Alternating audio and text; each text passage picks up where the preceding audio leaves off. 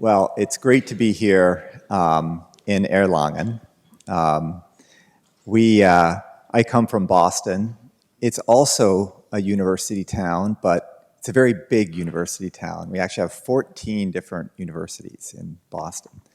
But just like here, when the students come in, it's a totally different city than when they leave, and much nicer when the students are here, but with us. So in Boston, we have several very large research hospitals. And from the beginning, starting 20 years ago, or more even, it was my job to try to understand how could we use some of this data for research, but of course within the constraints of our patients and our patients understanding what we're using the data for, and that we're going to keep their lives private. So we were trying to achieve what we've been talking about here, and I think what many of you in the audience look to achieve, which is some degree of personalized medicine, right? Something where we can actually understand how different kinds of people respond to different kinds of treatments.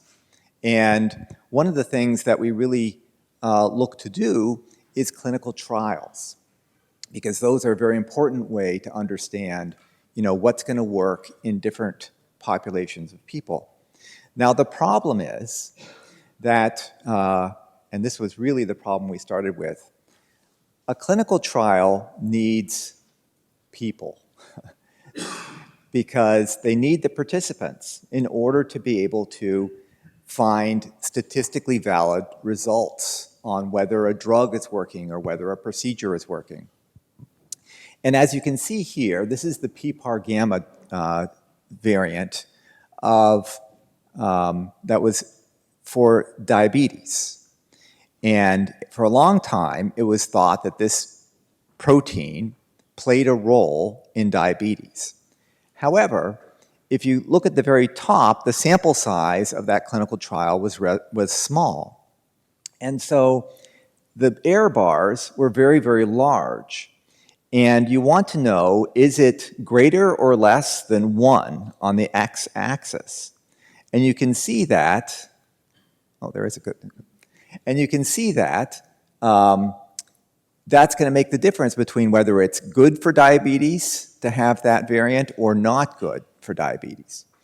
And so as the number of patients in the trial got larger, the error bars get smaller, but it wasn't until there were very large numbers of patients in the trials that the error bars were small enough that it could be definitively determined that this was good for a good variant for diabetes, and you could design drugs around this variant. And now that's one of the most popular drugs that we use for diabetes. So we needed to optimize in research our ability to find the facts about people, both here recruiting them for clinical trials, but also for determining what might be different populations of folks so that we could look for differences in outcomes for different populations. So we kind of were thinking, well, we're going to need to look for a high throughput way if we're going to be able to recruit enough patients for clinical trials. And so we started to design around the electronic medical record, which was just beginning to actually gather data. And we were going to see how we could do that. So the problems, of course, were that if you have a data breach, it's a very significant loss of confidence in the patient, of course, and a lot of legal ramifications for the hospital. So it had to be treated differently than most other data. And also, a lot of the electronic medical record data that we are collecting wasn't collected for research purposes. It was collected for billing or some other purpose. And therefore, we had to go about thinking about how we could fix it eventually. Now, we gather the data into what we call the Research Patient Data Registry. And essentially, the strategy was that we would put the data for all the hospitals in our entity, our legal entity, which is where we can actually put the data together, and see if we could build a way that people could look at the data, find patient cohorts that they needed, and then output the data. And the reason we had to go through that process is because patient privacy laws were need to know. You could only find out about patients that were part of your research study. And if it wasn't a patient in a research study or a control for that, you weren't allowed to see them. So you needed a way to identify out of 6.7 million patients who was going to qualify for your research study. And we didn't want people to have to apply for an IRB, which is the typical way that we have people applying to see data on patients. They have to go through this long process of going through the Institutional Review Board, the IRB, in order to see any data on patients, unless it's specifically de-identified. So we did that through this query tool, which I'll show you in just a minute. And it had to actually go through over 2.6 billion facts, right?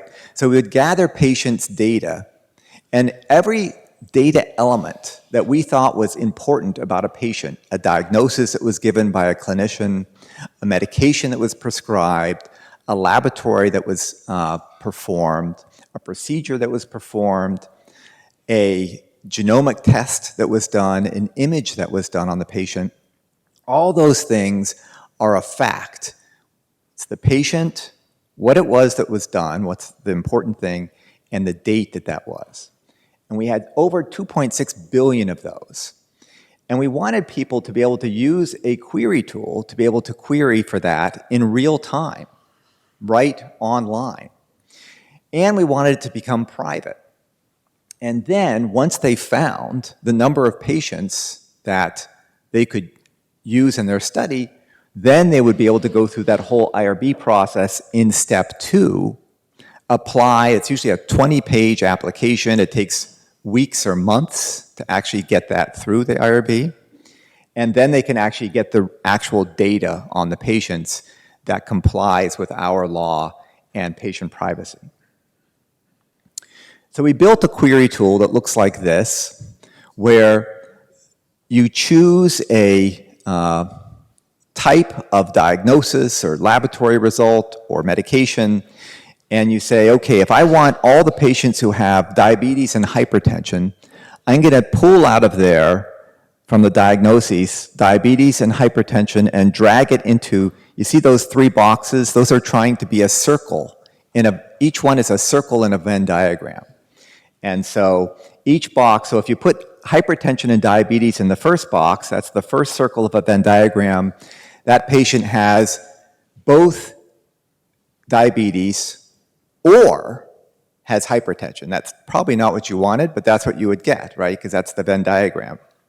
If you put diabetes in the first box and hypertension in the second box, they'll have diabetes and hypertension, right? So they'll have diabetes and hypertension. So you can work this like a Venn diagram, and the key is that the people who are using this tool don't need to understand the technical underpinnings of what's going on. They don't need to know SQL. They don't need to know artificial intelligence. All they need to know is their clinical question. Their clinical question is where clinicians often start. So we wanted this to be useful for clinical researchers, and therefore we designed this tool so that clinical researchers and clinicians could have access essentially to the data. So here you can see is a clinician querying for acute myocardial infarction. And you'll hit the run query button, and you can see it says 120,000 plus or minus 3. You might say, well, plus or minus 3, that must be the error, but that is not the error. The error is much, much greater than plus or minus 3. That's the amount that we purposely blur the result. And we blur the result so that you can't get down to one patient or a small number of patients. So it's always going to make sure it's blurred. Now you might say, well, I could just run this query over and over again, and it will converge, right? Because it's always kind of using a Gaussian to blur the function. However, if you run this query over and over, that lock, that yellow lock over there on the right here, will turn red, and it will lock you out because it'll think you're doing something strange, right? So we have this agent that's watching all the time to make sure that you're not doing something strange. Then here, the clinician says, well, I wanted the people with acute myocardial infarction, but do I really know they were in the hospital and they had a myocardial infarction? So they're going to drag over and query and say, I want them to have a CKMB index greater than 3.5, which is something you have to have as a lab result to be defined as having a myocardial infarction. And then you can see it goes from 120,000 to 21,000. So it's many fewer, right? But you have a much more specific result, and the clinician can use their intuition that way in order to get a better result from their query. Now, the underpinnings of this, and the reason it can run so fast through 2.6 billion diagnoses and give someone a result within seconds when they're sitting there, is we use something called a star schema. It's kind of a classic analytic table where all those facts, those 2.6 billion facts, are in one enormous table. You can see right here. You see one enormous table in the middle. And then it has dimensions that point to metadata on the patient and the visit and the different concepts that are in it, and calls the concepts by name instead of number, which is what's in the fact table. And what this does is this kind of analytic table lets you build a huge index and search it through things like a B tree. And that's very important because when you have small data, right, 10 million, even 100 million, anything will work, right? Whatever your data model is, it'll work fine. But when you have big data, it will not work, right? It will take so long to get the result that it just doesn't work. So this is important to remember, right? When you're designing a system to use big data, it has to be able to really use these kinds of indexes and so forth. Now, once they've done their query and they've defined their set of patients with myocardial infarction, they can ask for the data, and they have to say, I applied to the IRB, here's my IRB number, and I am now going to ask for the data. And indeed, it'll ask if the IRB gives you rights to an identified or a limited data set. You can choose all kinds of different kinds of data to get back now because you have IRB approval for a restricted number of people to be able to look at the data. And then it will give you back the data in these large tables. If it's okay to fit it into a Microsoft Access database, we will give it to you in that. But oftentimes the data is usually too big and we give it to you in flat files, comma-delimited flat files. We have many people that use this every year. We have 1,000 people every year who use it and are new, right? Because we have a lot of fellows and residents that flow through all of our hospitals. And so it's especially important that that query tool be very, very easy for people to use. And then we can calculate from understanding how many queries are done, how many are critical to the grants, how much money is depending on this system.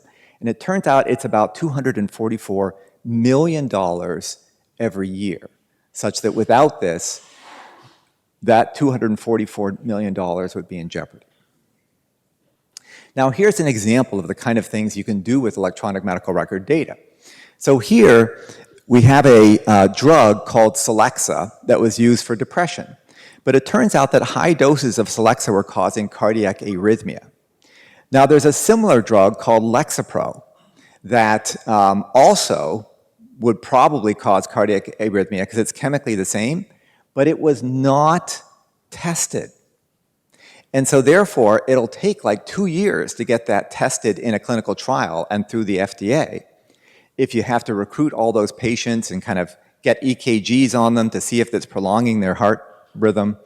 So what we did is we actually looked in the RPDR and we found 38,000 patients who were on an antidepressant drug of some kind and had an EKG just because they came into the emergency room or they just had it by, for some reason. It wasn't part of a study. In fact, 467 had EKGs at different doses of those medicines. And what we found was that if you look at the QTC interval, the prolongation of the QTC interval, it was actually, just like they said, citalopram, which is Celexa, was causing a dose-response increase in QTC interval. So was Lexapro, escitalopram. By the way, if doctors had used the generic names, they would have known that they're the same drug practically, and they would have known that it was going to have the same effect. But Lexapro and Celexa, you don't really know. And then that also had this QTC prolongation. Most of the other drugs did not, except methadone, which is well known to cause QTC prolongation. So based on that, we actually submitted this to the FDA within 3 months. And this and 2 other studies that were done similarly caused a black box warning to be issued on this Lexapro, saving many lives. Okay, so that was like an ideal scenario.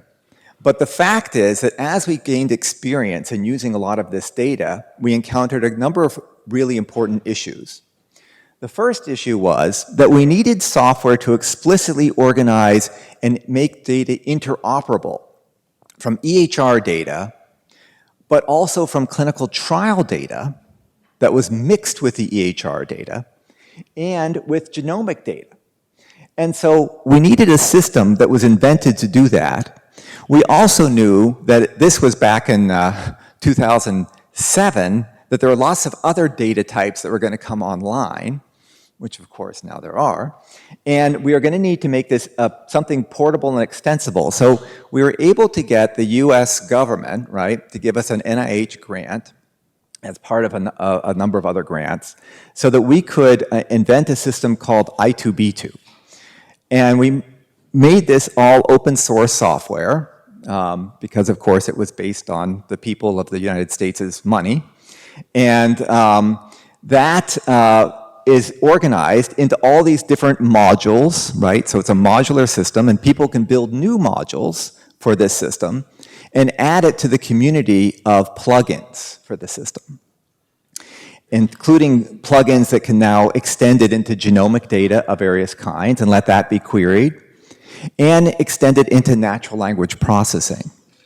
And it turns out that natural language processing has been a particularly important addition to this, because what we've been doing is using embeddings to increase our ability to extract data out of notes. So embeddings are this phenomena where a lot of data looks kind of similar if you think of it as words with similar meanings.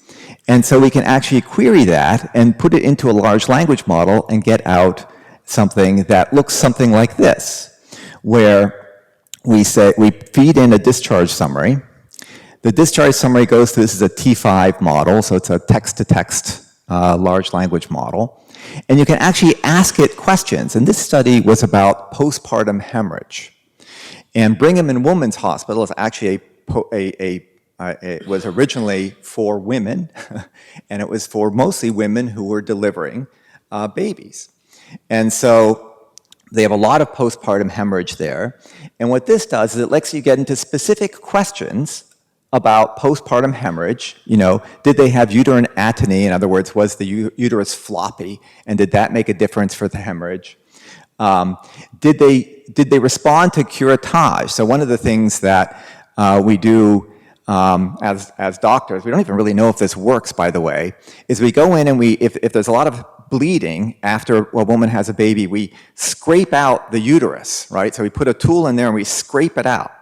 And the idea is that it's gonna take away, you know, bits and pieces of things that are causing bleeding to remain. But frankly, we don't actually know if that's true or not. So this is an important study to actually do.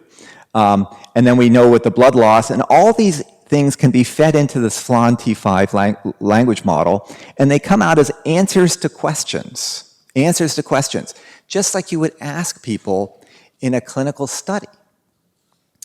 And so all that kind of data is put together. So we put together data from, you know, RPDR with the structured data, we put in the survey data, we put in the genetic data, and we create something called a validated phenotype coming out of our natural language processing. And that's really two things. One is we can use just plain old regression. This is just features from a patient's record. We feed them into a regression model, and that causes a better regression. Now, the problem with using logistic regression to find the right features that define a patient in the model is that it can be very brittle. For example, you might say if you want to find patients who have diabetes, you would give them all the different drugs that are given for diabetes. Look for patients on those drugs. And that'll work for a year or two until a bunch of new drugs for diabetes are introduced, right? And now either it's not going to work very well anymore because it's going to miss all those patients, or it's going to go back, you have to go back and continuously, you know, update your definition, which when you have many, many of these is going to be a real problem. So we use this in the biobank, but now we use what we call phenorm. So what this does is a much more artificial intelligence approach, which is we just count the features, right? We don't care what they are. We just count them. We don't fit them to a model. We just count them. And it turns out that if you count the features and you plot the patients by number of features, you'll get something that looks like this, and when you correct it for randomness, you'll get this kind of double hump where the patients here have a few features, and usually it's because they're just randomly assigned or they're wrong, right? So they got one or two features of diabetes. And then this hump has patients who have like 10 or 20 or 100 features of diabetes. And you can actually just use a function and you can separate those two curves into those two colors. That's what the function is essentially doing. And that will help you automatically. You don't have to know what the features, what each feature is contributing, right? Just the counts will let you automatically find patient diagnoses, which are very high accuracy. And it doesn't have to be diagnoses. It can be any kind of condition that you want to look for in patients. And so you can determine very carefully like what their positive predictive value is. And you can see some things like eating disorders have a terrible positive predictive value if you use ICD codes, but if you use this approach, it has a very good positive predictive value. And then you can use those in these queries. So here we've used congestive heart failure, which has a positive predictive value over 0.9, in this query for patients who have this cardiac gene, the Titin gene, and dilated cardiomyopathy from the record. And this is how we kind of run the biobank, is mostly off of these computed phenotypes, not the raw data, which can often have a lot of error in it.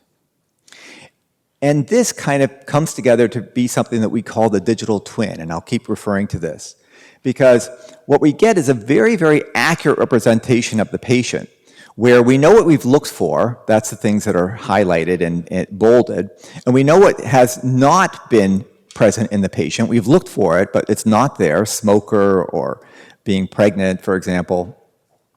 And that lets us actually get a really good idea of a patient. And so it's kind of our way of feeding all the data of the patient in, being able to compute what the patient has, but then also pointing back to the exact place in the record where it says that the patient has those things that we find. Okay. Now, once we're actually able to start relying on this by doing this kind of work, we go into these distributed networks. And so one of the things that we started with was that this system, the I2B2 system, is implemented in over 250 different places, and we try to harmonize the vocabularies, harmonize the ontology, which is a lot of work, and you have to do it for each network that you create. So out of the box, we have an ontology that we distribute with I2B2, but you really want to have one that has the unique things that you want to look for in your record. And then that goes into these queries, and these queries can be done across the country. But remember, it's always with this ±3. So it preserves patients' privacy, and this is just a way of implementing differential privacy by having this ±3, this blurring for all patients when they do their queries. And this can drive these pragmatic clinical studies. And one of the things that we've done with this is integrated data with something called the RECOVER study. So the RECOVER study is on post-COVID. It's a $1.2 billion study, 240 different sites, collecting data on patients directly through surveys, collecting their electronic health records, collecting their blood samples, collecting their imaging, and collecting wearable. So, when they're asleep, how much sleep they're getting, whether they are exercise intolerant, and so forth. And we put all these different things, the REDCap data that we collect, the biospecimen data, the EHR FHIR data, the mobile health data, and other kinds of studies into this central I2B2 under the data resource core. All consented data. This is consented data. That's why we can put it into these this central area. In general, when we don't have consented data, we keep it federated, and we only pull it together for very specific studies. But in this case, because it was consented, and it is a specific study, we pull it centrally. And now we can query it all as one large data set, right? So we can query the different fractions of adult and autopsy results, the biospecimens, the EHR data, and so forth. And just to expand and show you what a RECOVER survey looks like, right? It's got medications, and then it's very specific things like, was the participant diagnosed with COVID, and when was it with an antibody result, and so forth. So we can get very specific in defining in your study ontology what you want to query by. And just to give you a preview, so if anybody is following I2B2, so this is a new query tool, right, that's been distributed now. This is a temporal query here of, did they have an endocrine disorder and then get hormonal treatments? This is just in the demo data. It's pure fake data, by the way, but you can do it online. And you can see all the new stuff that's come out in I2B2 in this symposium that we had a couple of weeks ago. The other thing we've been doing is using this new method of using generative AI to take questions that people type in. So it still is a bit of an effort, right, to go and find stuff and drag it into those boxes and so forth. So we're like, why even do that? Why don't we see if we can use generative AI in order to just have people just write their query, just have them write their query, and then it can make it into the markup that goes behind the query tool. So basically it goes from them just writing their query, generative AI puts it into this XML format, and then that makes it into shows them what they just typed in the query tool. So that's just another little tidbit of, if you go to that symposium, you'll see all this. We have movies of it and all kinds of stuff. Now, just to kind of finish out, digital medicine is where we're really going, and we're looking to deliver that into clinical care. And so, for example, we did this study with heart failure, which has a risk of death after the first year of diagnosis of 35%. So currently it's 35%. So we're looking to improve our way just to understand who is going to go into heart failure. And there's a few ways, right? So we can do an algorithm where we understand who's going to have worsening anemia simply by looking at how many reticulocytes they have and counting those blood progenitors. And we can do things like look at if they're on a medication that's going to increase their creatinine and put this together in somewhere like here. So here's a simulated patient where the patient is in the hospital and they're about to be discharged. And you can see that everything looks fine from the point of view of, them about to be discharged, and all of their values are in line. But if you look at the prediction algorithm, it says that the creatinine is about to go way up. And if you look at the prediction algorithm for the red blood cell count, it shows you that they're about to become very anemic. And so this is actually not a good person to discharge, right? And it's likely that they could die at home, right, if you discharge this patient and they went into that state. So this is the kind of thing that we then go and we use various ways that we embed this digital twin into various places in the medical record. And it's a simple concept where you're collecting data from the patient. It goes into this data enclave. These calculations are done and assess the patient, and then feedback's provided either to the patient if they're an outpatient or to the clinician. And it really works in this kind of data enclave, right, where we have lots of different kinds of data. We have notes, we have genomic data, we have imaging data, we have REDCap data if it's a patient survey of some sort, which is a very important part of our patient-reported outcomes infrastructure. And then we have the clinical data, and that all gets harmonized into either an OMOP or an I2B2. We use OMOP for standard data, and then we use I2B2 for non-standard data. That's kind of how and then that gets calculated into these computed phenotypes and gets represented as the digital twin. And investigators can actually go into this and use it, right, and come up with their own ideas of how they can make predictions and how they can use this data. And then we get into this GitLab, which is just a representation of how we can actually create programs. We also filter everything. This is all occurring within a network boundary that we can't take any data out of unless we survey it through the GitLab, right?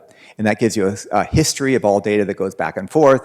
By definition, it can only have actually a small bit of data that goes back and forth.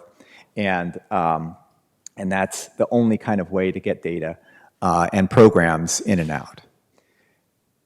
So that's kind of those are some of the URLs. This is, again, the URL for the latest symposium. And thank you all very much.